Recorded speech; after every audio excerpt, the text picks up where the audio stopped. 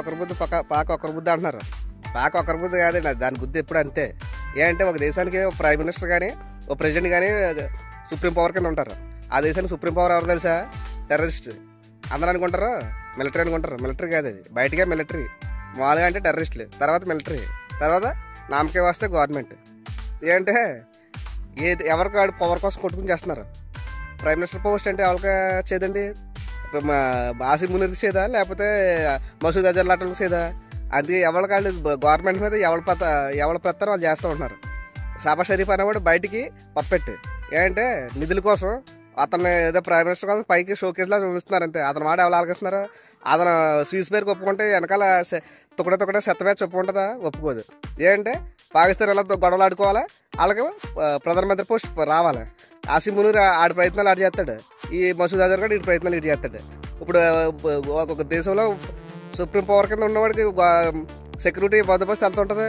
అక్కడ షాబాజ్ షరీఫ్ కంటే మసూద్ అజర్ కూడా దాబూద్ ఇబ్రహీం లాంటి ఎక్కువ ఉంటుంది.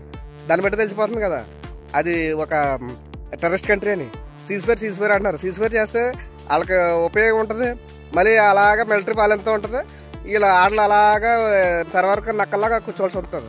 అది గొడవలు ఆడుకుని ఉంటే వీళ్ళ చేతుల్లో పాకిస్తాన్ వస్తుంది. ఏంటంటే ఇండియా పాకిస్తాన్ ఆక్రమించుకుందని తెలుసు. మన భారత లక్ష్యం ఏంటంటే ఉగ్రవాదుల వాళ్ళ మన బాటలు దాకంటే మన మీద అటాక్ చేసుకోకుండా కాపాడుకోవడమే మన పని అని తెలుసు. ఆ దరిద్రాన్ని మన దాంట్లో కలుపుకుని మన నిధులు మన మన వనరులు వాళ్ళకి ఇచ్చి పరిస్థితి లేదని వాళ్ళకి తెలుసు. అందుకని ఎన్ని చేసినా మన భారత వాళ్ళని కలపదని, వాళ్ళని అలాగే ఉంచుతుందని వాళ్ళకి తెలుసు. కాబట్టి వాళ్ళు గవర్నమెంట్ పడిపోయినా పర్లేదు, ఈ టెర్రరిస్టులు పాలింతారనే ఉద్దేశంతో వాళ్ళు ఎవరికి సీజ్ఫైర్ చేయనివ్వరు. ఏంటంటే ప్రధానమంత్రిని చేయనివ్వరు, ఇలాగ మిలిటరీని చేయనివ్వరు. అందుకే నన్ను సీజ్ఫైర్ ప్రకటించారు, మళ్ళీ కాల్పులు ప్రకటించారు. ఏ పక్క దేశం కొన్ని దేశాలు ఉన్నాయి. ఆ దేశాలు ఏముందంటే భారత్ సీజ్ఫైర్లోకి పోయి యుద్ధాన్ని ఆపాలని వాళ్ళు కోరుకోవట్లేదు. ఏంటంటే కొనసాగించాలని చూస్తున్నారు.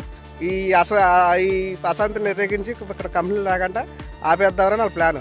దాని ద్వారా వీళ్ళు వాళ్ళ పట్టుకుని పాపం గడిపోతున్నారు అంతే. ఈ దేశాన్ని మనం చేయవలసింది ఒకటే, దానికి ఎయిర్ ఫోర్స్ అనేది లేకుండా చేయాలి, డిఫెన్స్ ఫోర్స్ అనేది లేకుండా చేయాలి, పోర్ట్స్ అన్ని లేకుండా చేయాలి. అప్పుడు ఉట్టి చేతులతో అది బతికిలా చేయాలి. అప్పుడే మనకు సురక్షిత ఉంటుంది. అంతేకాని దాని ఉగ్రవాదాన్ని లేకుండా చేయాలంటే ప్రపంచంలో ఏ దేశం వల్ల సాధ్యం కాదు. ఏంటంటే వాళ్ళు గుంటలు లక్కలాడో లేక గోతుల్లోనే అడవుల్లోనే ఎడుతూ ఉంటారు, బంకర్లోని. అలా మనం ఏం చేయగలం? ఆ దేశాన్ని మనం ఆక్రమించుకుంటే మన దేశానికి ఆ దరిద్రాన్ని అంటించి మన వనరులతో వాళ్ళు బతుకుతూ ఉంటారు. అలాంటి దరిద్రాలు మనం ఎలాగ పట్టించుకోం. కాబట్టి మనం ఏం చేయాలంటే వాళ్ళ దగ్గర ఆయుధాలు లేకుండా చేస్తేనే దీనికి శాశ్వత పరిష్కారం. జై హింద్, జై భారత్, జై జవాన్, జై కిసాన్.